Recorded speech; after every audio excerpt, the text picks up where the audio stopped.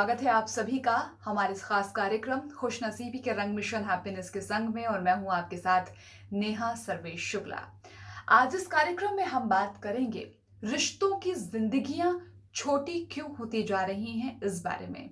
चाहे वो husband wife का रिलेशन हो, माँ बेटे का रिलेशन हो, पिता पुत्र का रिलेशन हो, भाई बहन का रिलेशन हो, यानी कि जो खून के रिश्ते हैं ना, वो भी इतने शॉर्ट टर्म बेसिस के होते जा रहे हैं कि हम बात नहीं कर पाते, हम उनसे फोन पे बात करना पसंद नहीं करते। तो आखिर ये क्यों हो रहा है? रिश्तों की जिंदगियां जो छोटी होती जा रही हैं, उसके पीछे कारण क्या है? आज हम एक सच्ची घटना से भी आपको रूबरू करवाएंगे जो आपको हिला के रख देगी। चलिए, पूरी जानकारी के लिए मैं स्वागत करना चाहूंगी, हमारे साथ मौजूद हैं मिशन हैप्पीनेस के सदस्य सर। जय माता दी, प्रणाम। सर, मैं आपसे ये पूछना चाहूंगी कि आजकल अगर मैं हस्बैंड वाइफ के रिलेशन की बात करती हूँ तो सामने वाला आदर्श हस्बैंड या आदर्श वाइफ तो चाहता है, लेकिन खुद कंफर्ट जोन के आधार पर अपने रिश्ते बनाना चाहता है। यानी कि अगर आपको एक पसंद नहीं आया तो चलो दूसरा, दूसरा नहीं तो तीसरा, तीसरा नहीं तो चौथा। तो सर, ये आखिर ये दिमागी मानसिकता हम लाते कहाँ से हैं? और हम रिश्ते, चाहे जो भी हो, हस्बैंड वाइफ का जो रिलेशन है, हम कंफर्ट जोन के आधार पर ही रिश्ता पसंद क्यों करते हैं? ये मानसिकता इसीलिए हो गई कि बुद्धि जो है ना, हमारी इंटेलेक्ट जब ये पूरी फुल स्विंग में आ जाती है, पूरे स्वार्थी बन जाती है, ईगो, बुद्धि में अगर ईगो आ गया तो सर्वनाश। उसी बुद्धि में अगर आत्म सम्मान आ गया, परमेश्वर के नियम आ गए, जैसे पवित्रता कहते हैं, तो विकास ही विकास होगा। तो मेट्रो सिटीज़ हों या छोटे शहर हों, आजकल लोग ज़्यादा से ज़्यादा स्वार्थ, जो आपने कहा, जो कंफर्ट जोन कहा, एक्चुअली वो ईगो है। ईगो जब बढ़ जाता है ना, तो आदमी को गुस्सा आता है कि जो मैं कह रहा हूँ वो ठीक है और हमारे पास चॉइसेस अवेलेबल हैं। तो ये तो ऐसे हुआ कि जड़ तो हमारी ख़राब हो गई है। अगर हमारी रूट ख़राब हो गई है, आपने देखा होगा दांत खराब हो जाते हैं तो आजकल डॉक्टर रूट केनाल ट्रीटमेंट करते हैं, RCT।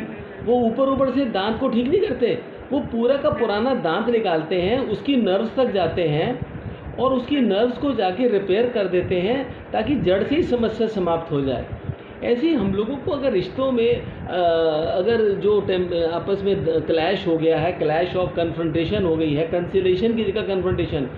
ये सोचिए, बड़े बड़े मतलब आर्टिस्ट जो टीवी के हैं, जो फिल्मों के हैं, उन लोगों को, जजेस को बिठा के, हस्बैंड वाइफ को, जजेस को अपने चैम्बर में ले जाना पड़ता है, उनको समझाते हैं कि भैया क्या कर रहे हो। वो टीवी सीरियल ऐसे करेंगे, फिल्मों में ऐसे स्क्रिप्ट अच्छी लिखी जाती है, लोगों के लिए आदर्श हैं। लेकिन पर्सनल लाइफ में अहंकार कि मैं कर रहा हूँ, ये समझते नहीं कि जो कर रहा है वो मेरा परमेश्वर कर रहा है और परमेश्वर के नियम है। इवन नेहा जी, टीवी के जैसे जो कलाकार हैं, या बॉलीवुड के हैं या हॉलीवुड के हैं, ये सब जगह उसमें अहंकार आ जाता है। वो सोचते हैं, हम ज़्यादातर लोग तो समझते हैं कि ये हमारी किस्मत अच्छी है, तो वो विनम्रता आ जाती है, लेकिन कुछ में अहंकार भी आ जाता है। तो जैसे ट्रैफिक के रूल्स है ना, सड़क पे चले तो ट्रैफिक के रूल, अगर हम ट्रैफिक के रूल को फॉलो नहीं करेंगे तो क्या होगा? एक्सीडेंट हो जाएगा। ऐसे ही ज़िंदगी में एक्सीडेंट हो रहे हैं।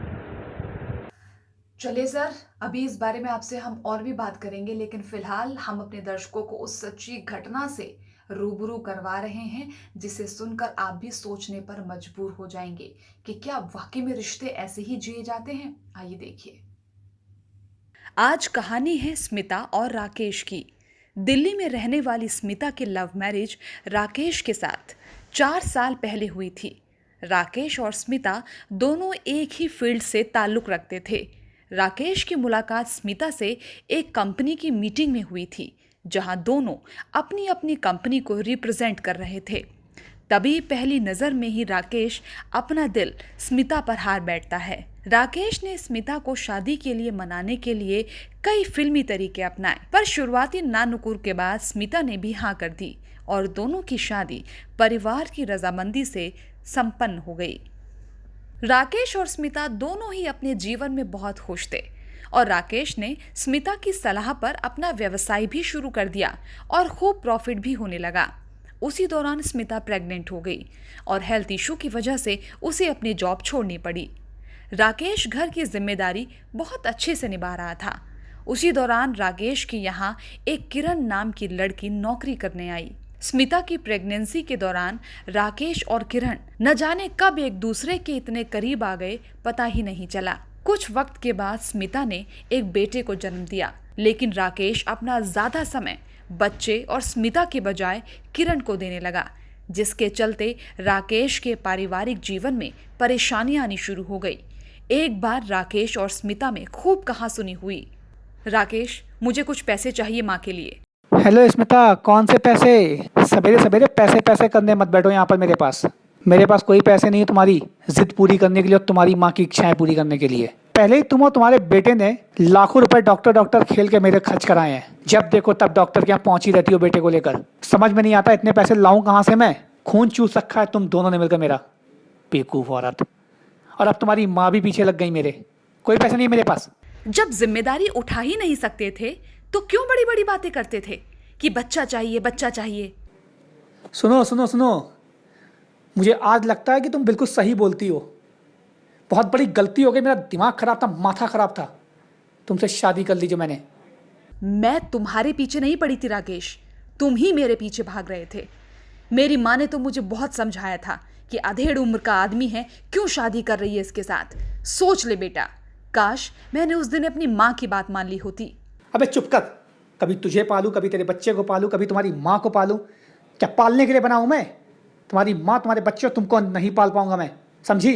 दोनों में खूब बहस होती है, लेकिन राकेश समझने का नाम नहीं लेता, क्योंकि उसका तो एक ही सपना है, किरण से शादी। तो सर, अभी हमने कहानी सुनी है, इसको हम आगे भी बढ़ाएंगे, बताएंगे, दर्शकों को सुनाएंगे। लेकिन उससे पहले मैं आपसे पूछना चाहूंगी सर कि इस तरह का जो ये कल्चर है ना, ये वेस्टर्न कंट्रीज का हमारे ऊपर बड़ा हावी हो गया है। इंडिया के मेट्रो सिटीज को तो आप छोड़ ही दीजिए, जो छोटे छोटे शहर हैं ना, शहर जो हैं उनमें बहुत ज्यादा ये हावी हो गया। इसके पीछे कारण क्या है सर?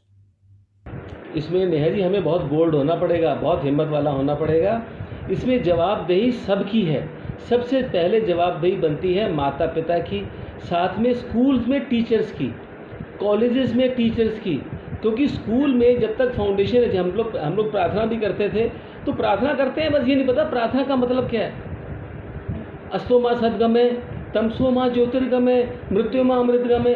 तो ये नहीं पता कि इसका अर्थ क्या हुआ कि हे प्रभु, हमें असत्य से सत्य की तरफ ले चलिए, हमें अंधकार से उजाले की तरफ ले चलिए, और हमें मृत्यु से मोक्ष की तरफ, अमृत की तरफ ले चलिए।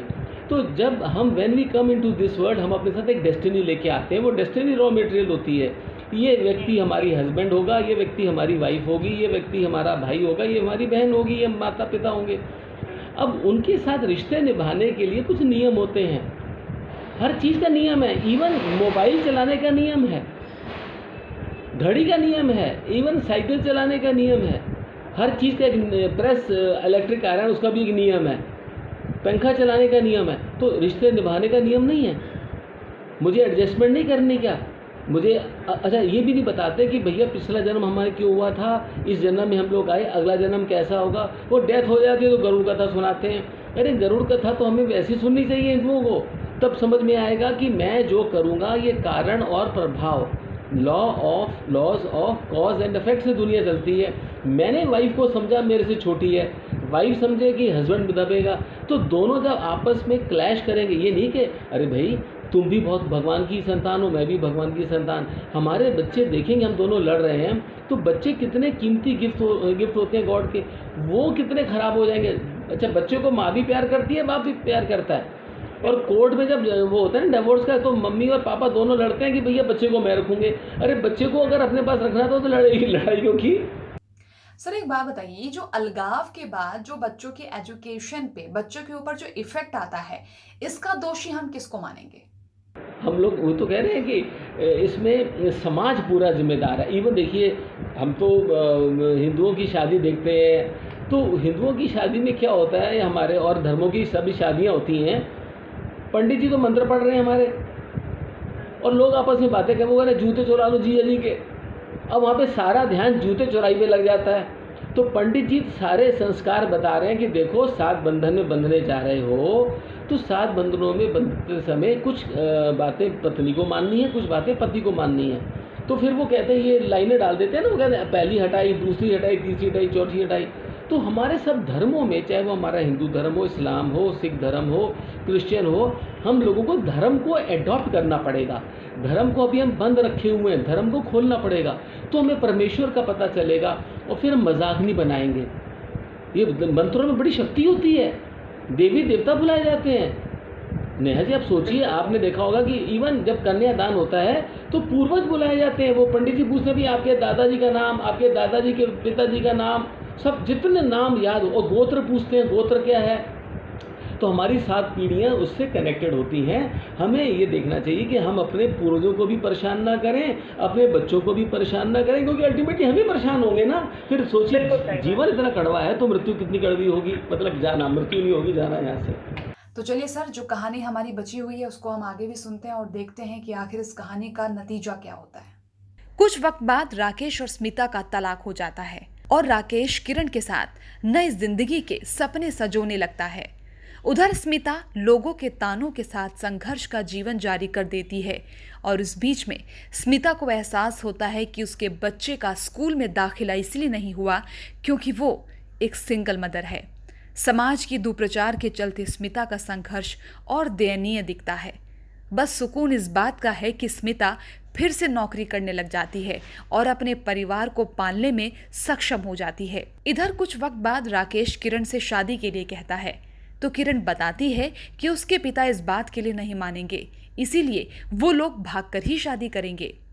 दोनों मिलकर किरण के मां के जेवर लेकर भागने का प्लान बनाते हैं।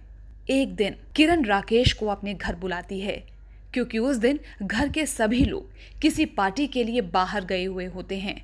किरण कहती है, राकेश ये लो चाबी, ये लॉकर बगल वाले कमरे में है, तुम वहां से ताला तोड़कर सारे पैसे निकाल लाओ और फिर हम पुलिस को बुलाकर चोरी होने का हंगामा कर देंगे और फिर हम शादी कर लेंगे और खूब अच्छा जीवन बिताएंगे। राकेश किरण की बात मानकर ऐसा ही करता है। राकेश चोरी के सारे जेवर और पैसे लेकर घर के बाहर आकर किरण को दे देता है और किरण के कहने पर ही वो वहां से अपने घर चला जाता है। रात के लगभग 2 बजे कोई राकेश का दरवाजा खटखटाता है। राकेश को लगता है कि किरण आई है, पर दरवाजे पर होती है पुलिस और उनके साथ होती है किरण और उसके घर वाले। सब इंस्पेक्टर रामपाल बताते हैं कि किरण और उसके परिवार वालों ने राकेश के खिलाफ लाखों की चोरी की एफआईआर कराई है और किरण ने पुलिस को इसका सीसीटीवी फुटेज भी दिया है। पुलिस राकेश को अपने साथ गाड़ी में बिठाकर ले जाती है और हवालात में बंद कर देती है। ये बात जब स्मिता को पता चलती है तो स्मिता थाने में पहुंचकर राकेश की जमानत कराती है और राकेश से कहती है, राकेश ये तो बिल्कुल मत सोचना कि मैं अब भी तुमसे कुछ पाने आई हूँ। मैं तो बस यहाँ अपने बेटे के लिए आई हूँ क्योंकि उन सब में अर्पित का कोई दोष नहीं है। पहले ही स्कूल और समाज उसे दोषी समझता है उस गलती का जो उसने कभी की ही नहीं। आशिकी तुम्हारी और दर्द और तकलीफ मैंने और अर्पित ने सहा है। राकेश, आशिकी क्या कम थी जो तुमने चोरी भी करनी शुरू कर दी? नहीं स्मिता, तुम गलत सोच रही हो। नहीं राकेश, आज मैं बोलूंगी और तुम सुनोगे। मैं मानती हूं कि तुमसे शादी का फैसला बहुत गलत था, लेकिन मैं ये कभी नहीं चाहूंगी कि मेरे बेटे की तरफ कोई भी उंगली करके ये कहे कि देखो चोर बाप का बेटा जा रहा है। मैं नहीं चाहती कि कोई भी उसे ये बोले कि उसका बाप आशिक और चोर है जो जेल में सड़ रहा है।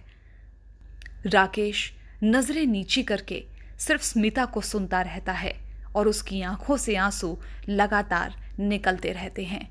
ये शायद पश्चाताप के आंसू थे।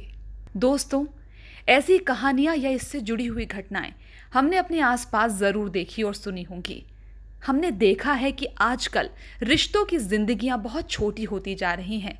रिश्तों में यकीन ना करना, रिश्तों में धोखा देना और ईमानदारी से ना निभा पाना, आजकल के समाज में ये चीज़ें बहुत नॉर्मल सी होती जा रही हैं। लेकिन हम उम्मीद करते हैं कि इस वीडियो को देखने के बाद आप ज़रूर जागेंगे। रिश्ता कोई भी क्यों ना हो, चाहे पति पत्नी का, माँ बेटे का, पिता पुत्र का, भाई बहन का या कोई भी रिश्ता क्यों ना हो, हम उस रिश्ते को पूरे प्यार और सम्मान के साथ जिएंगे, उस रिश्ते को पूरी ईमानदारी के साथ निभाएंगे। कहानी आप लोगों ने दर्शकों सुनी है। उम्मीद करते हैं कि इससे आप कुछ सीखेंगे भी ज़रूर। अब सर, मैं आपसे ये ज़रूर पूछना चाहूँगी कि भारतीय संस्कृति जो एक अहम हिस्सा रही है हमारे जीवन का, हम उसे खोते क्यों जा रहे हैं? इसके पीछे कारण क्या है? हम भारतीय संस्कृति को इसलिए खोते चले जा रहे हैं क्योंकि हम अपने से बाहर जा रहे हैं। अपने घर में हमारे इतना मटेरियल है, जब मेरे घर में देसी घी की रोटी बन रही है, देसी घी की सब्जी दाल बने, तो मैं होटल में जाके क्यों खाऊंगा? अगर होटल की रोटी खाएंगे रोज़ तो पेट खराब नहीं होगा क्या? सोचिए आप। तो हमें संस्कृति, जब हमें संस्कार घर से मिलेंगे, हमारे आसपास देखा कलयुग यही तो है, देखा देखी सब जो कर रहे हैं वो हमने भी करना शुरू कर दिया। तो ना अपना माइंड का एप्लीकेशन करें, अपने शास्त्रों को पढ़ें, कानून की किताबें पढ़ें, हम डरें, एक शर्म भी हो, एक डर भी हो। अब जहाँ डर और शर्म दोनों खत्म हो जाए तो वहाँ पे फिर विनाश ही विनाश होना है ना। जहाँ सुमति तहाँ संपत्ति नाना, और जहाँ कुमति तहाँ विपत्ति निदाना। निर्मल मन जन सो मोहे पावे, मोहे कपट छल छिद्र ना भावे। अब हम हनुमान जी की पूजा तो कर रहे हैं, लेकिन हनुमान जी चाहते क्या हैं? संकट से हनुमान छुड़ावे, मन क्रम वचन ध्यान जो लावे। अब मैं मेरे कर्मों में, मेरी एक्टिविटी में अगर धर्म नहीं है तो राम जी का मतलब मर्यादा नहीं है, हस्बैंड वाइफ की नहीं सुन रहा है, वाइफ हस्बैंड की नहीं सुन रहा, बड़े छोटों की सुन रहे, तो हनुमान जी वहाँ पे क्यों आएंगे भैया? आप करते रहो हनुमान चालीसा, पढ़ते रहो, आरती वगैरह हम सब करते रहे, हनुमान जी नहीं आएंगे वहाँ पे। वो वहाँ पे आएंगे जहाँ पे वास्तव में प्रैक्टिकल होता है। वो तो सुपर इंटेलिजेंट है, हम अपने को धोखा दे सकते हैं, उनको धोखा कैसे दे सकते हैं? अब प्रोडक्ट का, अब हम लोग ये बताएं नेहा जी, जैसे अब हम मिशन हैप्पीनेस में आपने रिश्तों की बात की, तो रिश्तों में खाली हस्बैंड वाइफ नहीं होते, रिश्तों में खाली बच्चे और पेरेंट्स नहीं होते, रिश्तों में कस्टमर एंड सेलर भी है।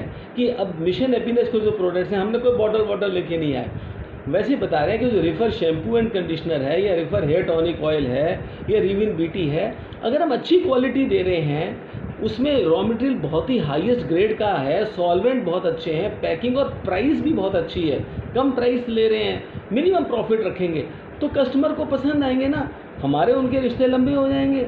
आज मिशन हैप्पीनेस को 35 ईयर्स हो गए, तो अगर हमारी क्वालिटी में कॉम्प्रोमाइज़ नहीं है, प्राइस में कॉम्प्रोमाइज़ नहीं है, हमने कोई किसी को टॉर्चर नहीं किया, अत्याचार नहीं किया, पैसा ज़्यादा नहीं लिया, स्वार्थ नहीं लिया, इसीलिए आज हमारा काम प्रभु के कृपा से शांति से चल रहा है और हम ये प्रोग्राम मतलब प्रेजेंट कर पा रहे हैं। अदरवाइज हम ये, आप हमें ये प्रोग्राम प्रेजेंट करने के लिए इनवाइट ही नहीं करते नेहा जी।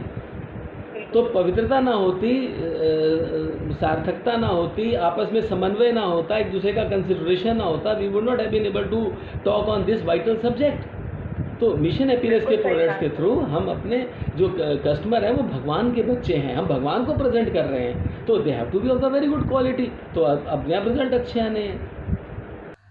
तो चलिए दर्शकों, आज जो ये कहानी हमने आपको दिखाई है, उम्मीद है कि आप इससे जागेंगे ज़रूर, अपनी आंखों में खोलेंगे, और जो रिश्ते हमें भगवान ने जीने के लिए दिए हैं ना, हम उन रिश्तों को अच्छे से जीने की ज़रूर कोशिश करेंगे।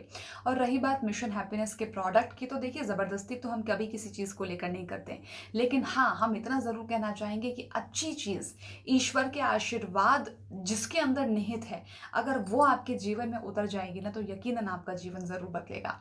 किसी भी प्रोडक्ट की जानकारी के लिए, चाहे वो एलोपैथिक है या फिर होम आयुर्वेदिक है, वो जानकारी आपको इस नंबर पर मिल जाएगी जो इस वक्त आपकी टीवी स्क्रीन पर। आपको सर्दी है, जुकाम है, बुखार है, बाल झड़ रहे हैं, स्किन को लेकर कोई प्रॉब्लम है, कैसी भी कोई परेशानी है, आप इन नंबर पर फ़ोन करके अपनी परेशानी शेयर कर सकते हैं, वहाँ से आपको जवाब दिया जाएगा। सर बहुत बहुत धन्यवाद आपका हमारे साथ जुड़ने के लिए। जय माता दी।